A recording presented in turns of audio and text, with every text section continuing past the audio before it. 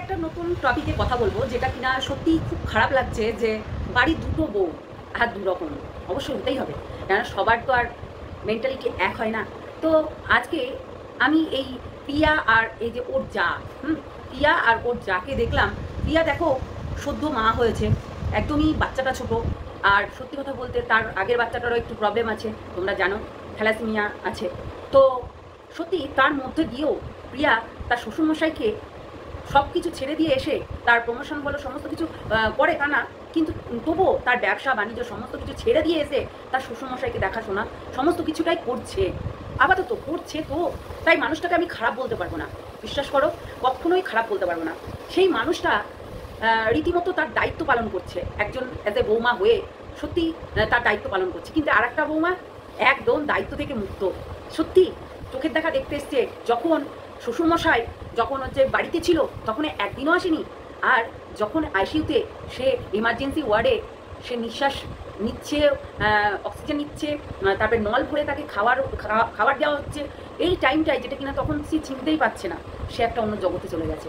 সেই টাইমটাই এমনকি সে বললো যে বনসইও করতে হয়েছে। তাহলে একটা ছোট্ট ভিডিও করেও দেখাচ্ছে যে আমি শ্বশুরমশাইয়ের কাছে আসলাম, সবটাই কন্টেন্ট। সত্যি কথা বলতে আমি ভেবে পাই না এই টাইমটাই কী করে কন্টেন্টটা বানায়।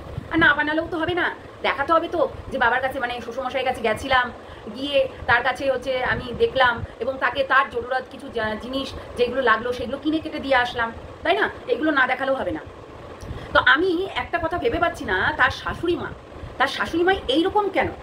আমি এই চিন্তা ভাবনাটা করতে পারছি না যে শাশুড়ি মা কি অন্যজনের সঙ্গে থাকে নাকি হচ্ছে। বন্ধুরা কেমন আছো তোমরা? সবাই নিশ্চয়ই ভালো আছো, আমিও ভালো আছি।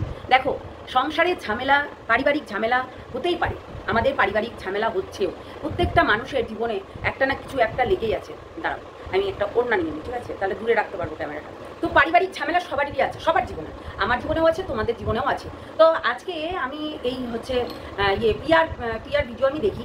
সত্যি কথা বলতে প্রিয়া আমাকে কমেন্টও করে গেছিলো একদিন, অনেকদিন আগে, তাও প্রায় 1 বছর হতে চলল। যাই হোক, প্রিয়া যখন এখানে ছিল, ওর গ্রামের বাড়িতে ছিল তখন আর কি, তখন আমাকে কমেন্টও করে গেছিলো। তো প্রিয়া নিশ্চয়ই আমার ভিডিও দেখে।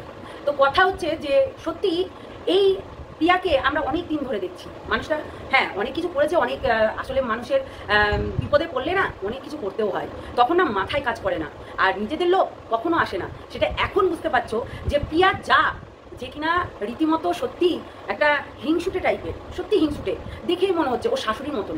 যে কিনা শাশুড়ি মা একদম জঘন্য, একদম। শাশুড়ি মায়েটা আমি দেখে অবাক হয়ে গেলাম যে শাশুড়ি মায় 1 মাস পর দেখতে এসেছে, 1 মাস পর, মানে শাশুড়ি মা ছিলই না বাড়িতে। তার মানে এই অসুস্থ মানুষটাকে ফেলে শাশুড়ি মা কী করে থাকে? তার মানে শাশুড়ি মায়ের সঙ্গে কি প্রিয়া সম্পর্ক নেই, মানে সুসম্পর্ক নেই, মানে আলাদা আলাদা থাকে নাকি? আমার মনে হচ্ছে তাই, যার কারণে শ্বশুরমশাইকে দেখতেও আসে না।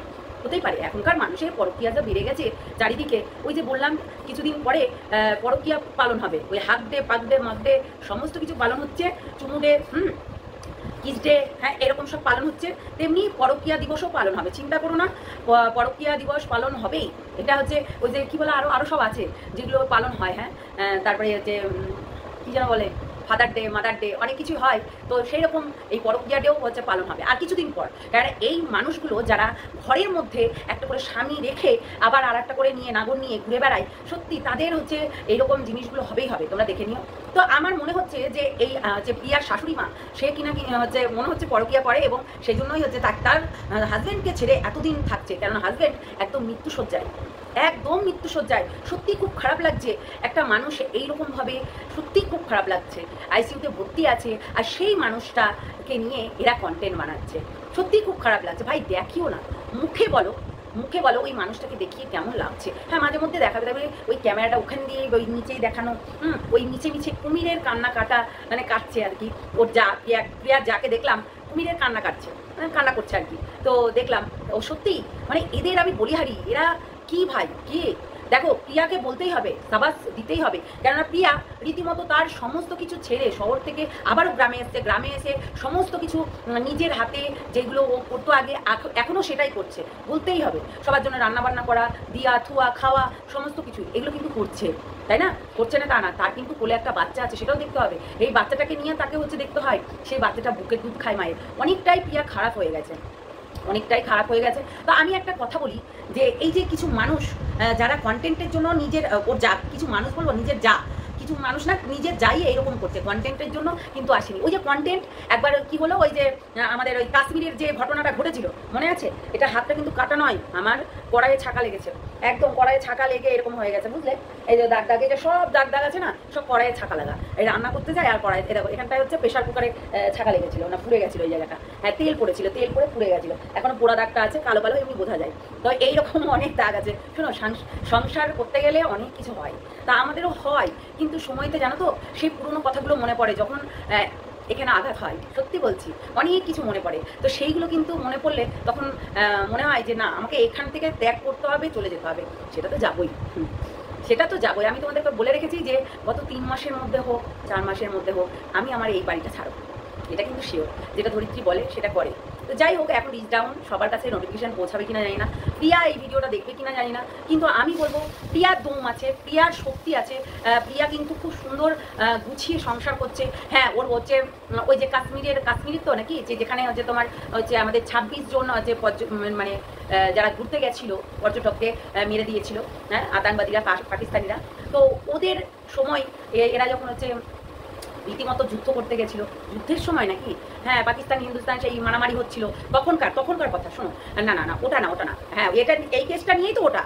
তো ওই যখন হচ্ছে পাকিস্তানের যে যুদ্ধটা লেগেছিল আমাদের ইন্ডিয়ার সঙ্গে, তখন কিন্তু এর হাজবেন্ডও মানে বিএসএফের চাকরি করে, যার কারণে ইনার একটু বেশি ঘ্যাম। সত্যি পিয়ার বর তো আর বিএসএফের চাকরি করে না, পিয়ার বর তো নিজের গাড়ি চালায়, নিজের গাড়ি চালিয়ে খাওয়ায়, নিজের সংসার চালায়, তো সেটাই পিয়া নিজে ভিডিও করে, এগুলো করতেই হবে। দুজনের হাত না ধরলে কখনোই সংসার চালানো মুশকিল। দেখো একটা কথা বলি, আমি ইনকাম করছি যে আমি ঘরে দেবো না সেটা কিন্তু নয়, আমরা উভয়ের সুখ দুঃখটা বুঝতে হবে। কিন্তু কিছু মানুষ আছে না, বিশ্বাস করো আমার ক্ষেত্রে হয়, কিছু মানুষ আছে আমার যদি অসুবিধা হয় না আমি নিজের টাকায় ডাক্তার দেখাবো, নিজের টাকায় পড়বো, নিজের টাকায় খাবো, নিজের টাকায় সমস্ত কিছু করবো, তাছাড়া কিন্তু সে দেখবে না, মানে সে দেখে না, বুঝতে পারলে। তা আমার যদি টাকা না পয়সা না থাকে তাহলে আমাকে দেখার মতো কেউ নেই, বিশ্বাস করো। এইটা হয়ে গেছে একটা কি বিষয় জানি না, মানে ওই যে বললাম প্রিয়া যেমনি ঘর সংসার করছে, নিজের শ্বশুর শাশুড়ি মেয়েকে দেখছে রাখছে, শ্বশুরকে বেশ যত্ন করেছে, কিন্তু সত্যি কথা বলতে শ্বশুরমশাইটা খাচ্ছিল না, অনেকদিন আগেই কিন্তু নিয়ে গিয়ে ট্রিটমেন্ট করানো দরকার ছিল, সেখানে ও শাশুড়ি মা তো ছিলই না। মানে ভাবো কি নির্লজ্জ শাশুড়ি মা, মানে আমি দেখে অবাক হয়ে যাই, এরা কারা ভাই, হ্যাঁ স্বামীকে এরকম অবস্থায় দেখে যতই স্বামী অত্যাচার করুক না কেন, স্বামী হচ্ছে খারাপ ব্যবহার করুক না কেন, নিজের কর্ম করলে ভগবান দেখছে, ভগবান আমিও তাই করি, নিজের কর্ম করে যাই, যতই ঝুট ঝামেলা হোক না কেন আমাকে রান্না বান্না করতেই হয়, আমাকে ঘর গুছাতেই হবে, আমাকে সংসারটা দেখতে হবে, যতদিন এই ফ্যামিলিতে আছি, যতদিন। দেখো একটা আলাদা জায়গায় গেলে আলাদা ব্যাপার, কিন্তু যখন আমার তার সঙ্গে নামটা জড়িত আছে ততদিন আমাকে এই হচ্ছে জিনিসগুলো ফেস করতে হচ্ছে, লড়াই করতে হচ্ছে, বা যার জন্য লড়াই করতে হচ্ছে, তাই না। তো সেই রকম, তো এইরকম নির্লজ্জ শাশুড়ি আমি দেখিনি ভাই, একদম দেখিনি। আমার শাশুড়ি মাকে দেখেছি, আমার শ্বশুরমশাই, সত্যি কথা বলতে আমরা সবাই মিলে একদম এরকম হয়ে গেছিলো, স্ট্রোক হয়েছিল বাবার, দিয়ে এরকম হয়ে গেছিলো পুরো। সত্যি আমি কোনোদিনও ক্যামেরা খুলে দেখাইনি, কিংবা কোনোদিনও এরকম অসুস্থ মানুষকে দেখিয়ে ভিডিও করিনি।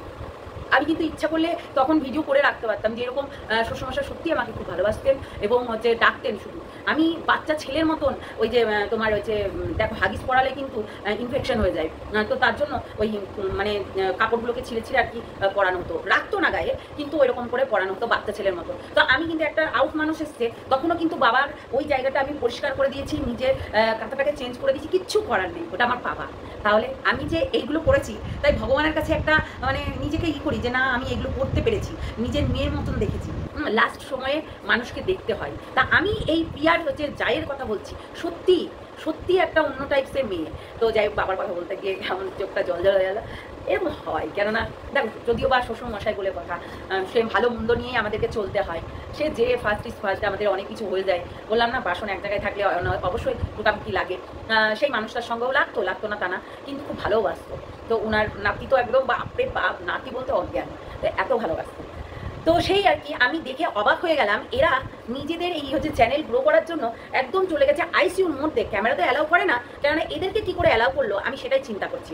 আইসিইউর মধ্যে কিন্তু কোনো ক্যামেরা মানে এমার্জেন্সি রুম আইসিইউ তে কোনো দিনও কিন্তু ক্যামেরা অ্যালাউ করে না, কিন্তু এদেরকে কি করে ক্যামেরাটা ধরতে দিল আমি সেটাই ভাবছি। আমার মনে হচ্ছে লুকিয়ে ক্যামেরা করেছে, কেননা নিজেও বলছিল যে আমি হচ্ছে ক্যামেরা করছি, কিন্তু কেউ জানে না কীভাবে করেছি, কেমনভাবে করেছি, শুধু আমি তার মুখটা দেখিয়েছি। হ্যাঁ, মুখটা দেখাতে হতো। কখন জানো? যখন তোমার শ্বশুর বাড়িতে ছিল, খাচ্ছিল না। একটা মানুষ অনেক দিন ধরে খায় না, অনেক দিন ধরে সেই মানুষটা তার পরিস্থিতি মানে এতটাই খারাপ, এতটাই খারাপ, তার হচ্ছে সেইগুলো টাইমে দেখতে আসতে হতো এবং সেই টাইমটায় বাবা বাবা করে কাঁদতে হতো। ঠিক আছে? এখন সব দিখাবা, বিশ্বাস করো। এখন তোমার যেটা দেখাচ্ছ সবই দিখাবা, মানে দেখানোর জন্য এইসব করছো, বিশ্বাস করো। তো যাই হোক, চলো সবাই ভালো থেকো, সুস্থ থেকো। আমার কিছু ওপিনিয়ন দিলাম, কেননা অনেকেই আছে, অনেকের ওপিনিয়ন দিয়েছে। আমারও মনে হলো যে এই একটা সেলফিশ ম্যানকে নিয়ে বলা দরকার।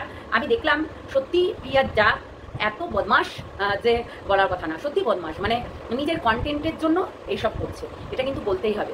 আমি সেটা মনে হলো। চলো টাটা, সবাই ভালো থেকো, সুস্থ থেকো, সাবধানে থেকো। চলো নেক্সট ভিডিওতে দেখা হচ্ছে, ততক্ষণের জন্য বাই বাই। আর সত্যি নোটিফিকেশান না পেলে অবশ্যই মানে বেল আইকনটাকে আবার অল করে দিও, ঠিক আছে? চলো টাটা। আমার নোটিফিকেশান যাচ্ছেও না, বিশ্বাস করো। আমার অবস্থা একদম খারাপ, একদম চ্যানেলের অবস্থা একদম খারাপ। তো যাই হোক, ভালো থেকো সবাই। আর প্রিয়া যাকে বলবো এইরকম করো না। দেখো ভগবান না ওপর থেকে দেখছে, তাই ভগবান এইগুলোর বিচার করবে তোমার, বুঝেছো? এইগুলোর বিচার করবে, দেখে নিও। তোমারও একটা ছেলে আছে, তাই এই জিনিসটা তোমার সঙ্গে যে হবে না এর কোনো কথা নেই, ঠিক আছে? তাই একটু বুঝে শুনে কাজগুলো করতে হয়, যতই হোক। শ্বশুরমশাই বাবা একই, তাই বাবাকে হয়তো বাবা জন্ম দিতে পারে, বাবাকে আমরা কি করি 3 দিন পালি, 3 দিন। হ্যাঁ, আর হচ্ছে যখন শ্বশুরমশাই চলে যান তখন আমরা 13 দিন পালি, বুঝতে পারলে? তো সেই রকম জিনিসগুলো করো না। তা বাবা বাবাই হয়, শ্বশুরমশাই শ্বশুরমশাই হয়, এরকম ভাববে না। দুইজনাই সমান, সমান চোখে দেখতে হবে, তবেই গিয়ে হবে, তাই না? তো চলো টাটা, ভালো থেকো, সুস্থ থেকো, সাবধানে থেকো।